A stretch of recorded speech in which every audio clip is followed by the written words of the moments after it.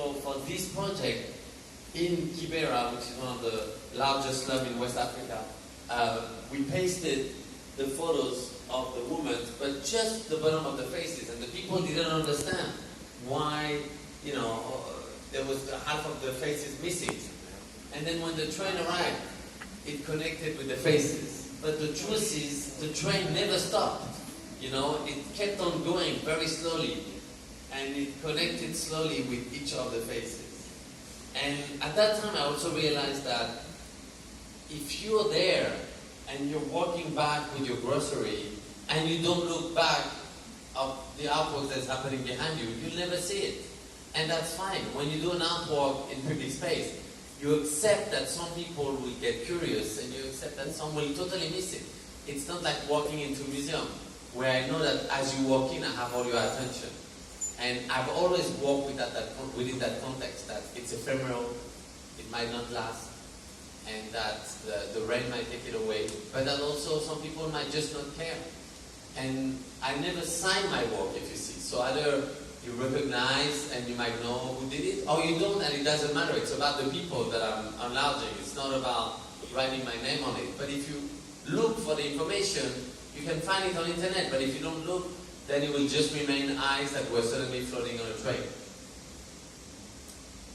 I started using different structure, and this was in Brazil during the Olympics, and I realized, okay, I don't need to necessarily paste in some places to use the landscape, to suddenly have an image live within a context. And that opened me many doors. This was 2000, I forgot, maybe 15 or 14 or 16 during the Olympics.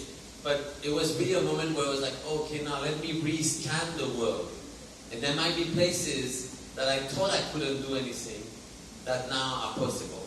And each of the steps, and that's why I'm going very quickly through those different techniques, until then I'll take you deeper into some of them, were a big step for me of like how to use photography, how to engage people. And this is a small museum we have in Paris, so I just thought I'd bring it here. If you never heard of it, I'm trying to do French promotion. It's called the Louvre, and they invited me to do a project on the pyramid.